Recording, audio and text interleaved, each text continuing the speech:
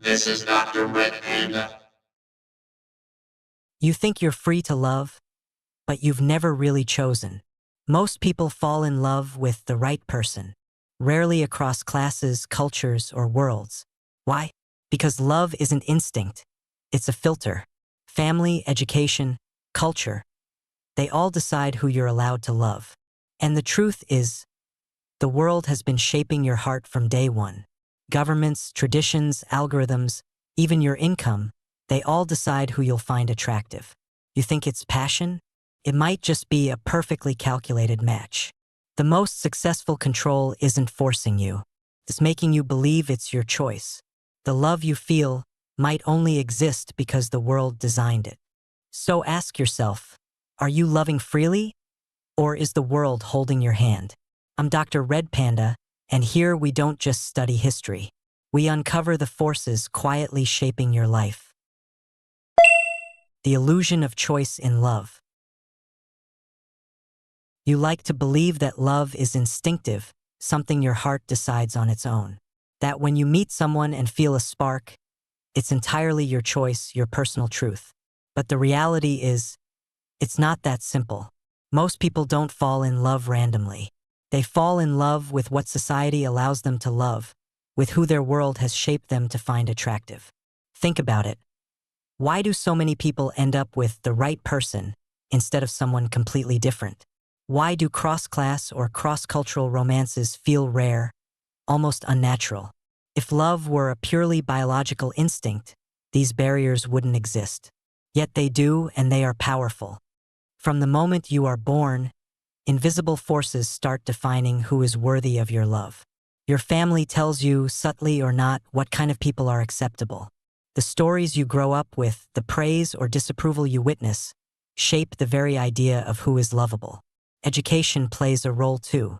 The people you meet, the environments you inhabit, the circles you move in, they filter who you notice and who you ignore. And culture draws invisible boundaries around what a normal romance looks like. It tells you who fits, who doesn't, and who is even allowed to be loved. The unsettling truth is this: you're not searching for love. You're searching for permitted love. The kind of love that will be accepted by your family, your peers, your society. That warm glow of connection you feel? Half the time, it's the approval of the world you've internalized, not just the beating of your own heart. And here's the kicker: once you realize this, you can't unsee it. Every crush, every romantic choice, every fluttering heartbeat is filtered through filters you didn't choose. You might feel freedom, but freedom is an illusion carefully constructed over years, decades, generations. So, ask yourself this before you chase the next spark. Are you really falling for someone? Or are you falling for the version of love your world allows you to experience? If your choices have been shaped, guided, even silently restricted from the start, could love be something else entirely, if you dared to look beyond those boundaries? Because if love can be shaped, it can also be controlled. And that is where the real story begins. They've already learned how to control your love.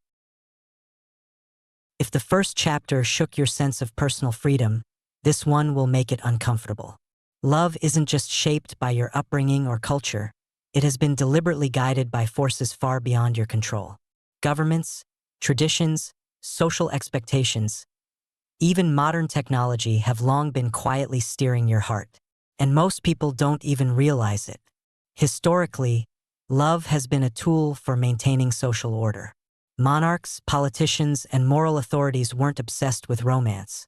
They were obsessed with stability. Encouraging marriages that produced children meant securing populations. Restricting unions across class or social status meant keeping society structured and predictable. And moral judgment ensured that acceptable love stayed within those invisible boundaries.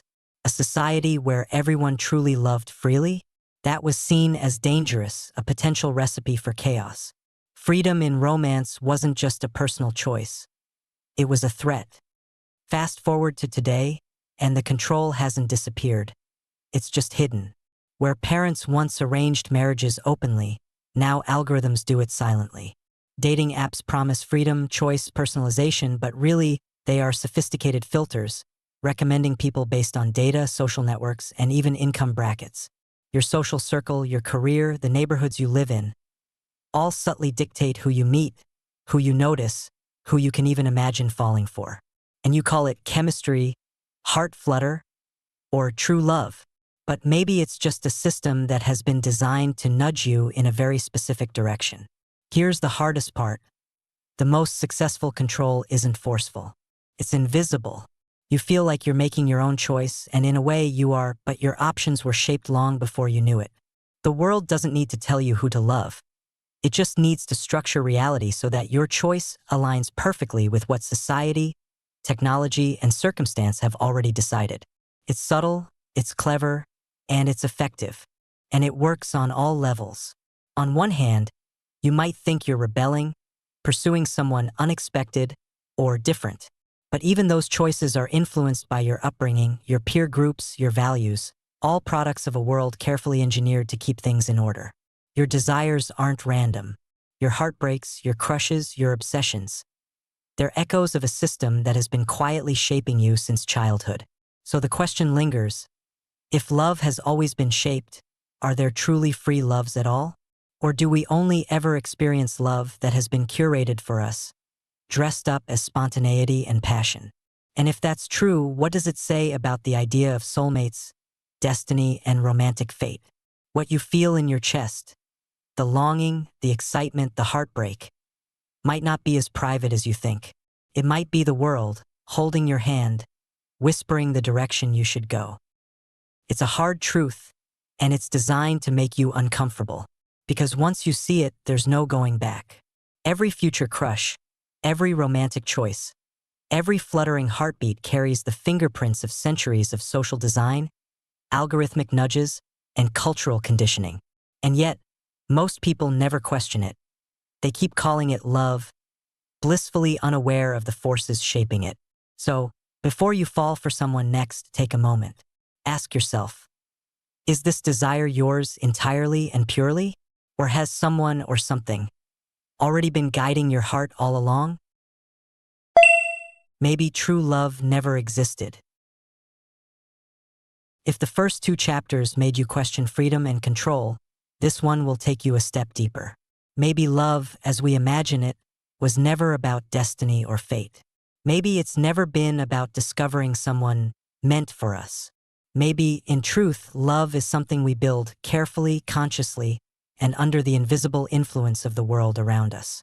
Think about it.